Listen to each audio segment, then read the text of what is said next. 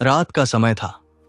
संभल शहर की गलियों में रोज की तरह हलचल धीरे धीरे कम हो रही थी, लेकिन किसी को अंदाजा नहीं था कि कुछ घंटों बाद एक ऐसा वीडियो सामने आने वाला है जिसे देखकर पूरे इलाके में डर, गुस्सा और बेचैनी फैल जाएगी। एक स्विमिंग पूल, पानी में तड़पता एक लड़का और सीसीटीवी कैमरे में कैद वो आखिरी पल, जिन्हें देखकर हर किसी के मन में सिर्फ एक सवाल उठ रहा है, आखिर उस रात सच में हुआ क्या था। बताया जाता है कि युवक का नाम सोहिल था। परिवार के अनुसार वह घर से सामान्य तरीके से निकला था। किसी को यह नहीं लगा कि वह वापस जिंदा नहीं लौटेगा। घर में उसकी अम्मी ने शायद उस रात खाना भी संभाल कर रखा होगा, यह सोचकर कि बेटा लौटेगा, साथ बैठकर खाना खाएंगे। लेकिन रात बढ़ती गई, फोन कॉल्स बढ़ते गए और फिर अचानक खबर आई कि पूल में डूबने से उसकी मौत हो गई है। शुरुआत में कई लोगों ने इसे एक हादसा माना, लेकिन जब सीसीटीवी फुटेज सामने आई तब मामला सिर्फ एक हादसा नहीं रहा। सोशल मीडिया पर वायरल हो रही वीडियो में दिखाई देता है कि पानी के अंदर एक युवक संघर्ष कर रहा है। लोग दावा कर रहे हैं कि वह बाहर निकलने की कोशिश कर रहा था। कुछ सेकंड, फिर कुछ और सेकंड, और देखते ही देखते पूरा माहौल सवालों से भर गया। परिवार का आरोप है कि सोहिल को बचाया जा सकता था। उनका कहना है कि अगर समय पर मदद मिलती, अगर पूल में सुरक्षा होती, अगर कोई लाइफगार्ड मौजूद होता, तो शायद आज उनका बेटा जिंदा होता। सबसे दर्दनाक दृश्य तब सामने आया जब सोहिल की मां कैमरे के सामने रोती हुई दिखाई दी।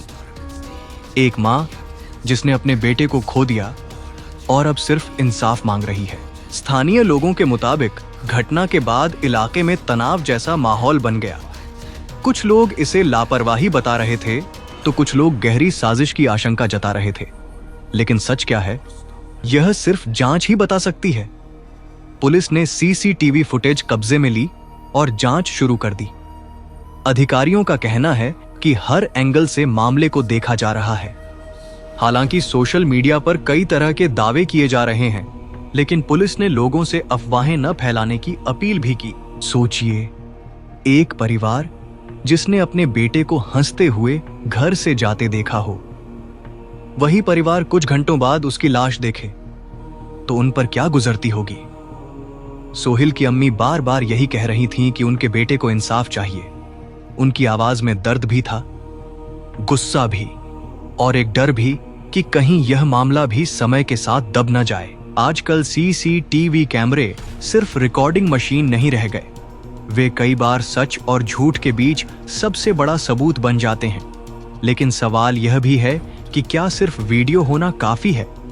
क्या हमारे शहरों में मौजूद स्विमिंग पूल सुरक्षित हैं?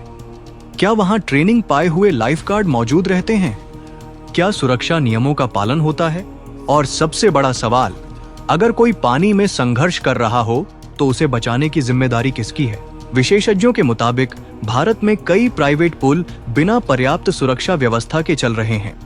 कई जगहों पर न तो मेडिकल इमरजेंसी सिस्टम होता है, न प्रशिक्षित स्टाफ। ऐसे में छोटी सी लापरवाही भी किसी की जान ले सकती है।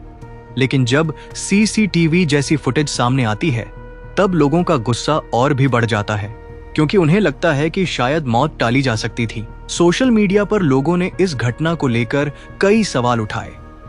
कुछ लोग कह रहे थे कि पूरी घटना की निष्पक्ष जांच होनी चाहिए। कुछ लोग पुलिस पर दबाव बनाने की बात कर रहे थे ताकि मामला कमजोर न पड़े। वहीं कुछ लोग धार्मिक और सामुदायिक रंग देने की कोशिश भी कर रहे थे।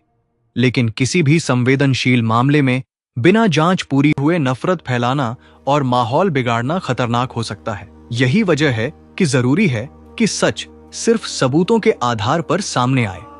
अगर किसी ने अपराध किया है तो उसे सख्त सजा मिले। अगर सुरक्षा में लापरवाही हुई है तो जिम्मेदार लोगों पर कार्रवाई हो। और अगर किसी तरह की साजिश थी तो उसका सच भी सामने आना चाहिए। लेकिन फैसला कानून करेगा, सोशल मीडिया नहीं। घटना के बाद इलाके के कई लोगों ने मांग की कि पूलों के लिए सख्त नियम बनाए जाएं। हर पूल में सीसीटीवी मॉनिटरिंग, इमरजेंसी अलार्म, प्रशिक्षित लाइफगार्ड और मेडिकल किट अनिवार्य की जाए, क्योंकि एक जिंदगी सिर्फ एक परिवार की नहीं होती, उससे कई सपने जुड़े होते हैं। सोहिल की कहानी सिर्फ एक नाम की कहानी नहीं है। यह उन तमाम परिवारों की कहानी है जो अपने बच्चों को सुरक्षित समझकर बाहर भेजते हैं, लेकिन वापस सिर्फ खबर आती है। यह घटना हमें सोचने पर मजबूर करती है कि आखिर हमारे शहर कितने सुरक्षित हैं। क्या सिर्फ बिजनेस चलाना काफी है या लोगों की जान की जिम्मेदारी भी उतनी ही जरूरी है? जैसे जैसे जांच आगे बढ़ी, पुलिस ने संबंधित लोगों से पूछताछ शुरू की। सीसीटीवी फुटेज की तकनीकी जांच की गई। अधिकारियों ने कहा कि वीडियो के हर फ्रेम को देखा जा रहा है ताकि यह समझा जा सके कि उस रात वास्तव में क्या हुआ था। कुछ रिपोर्ट्स में यह भी कहा गया कि पूल प्रबंधन की भूमिका की जांच हो रही है। इधर परिवार लगातार इंसाफ की मांग कर रहा था।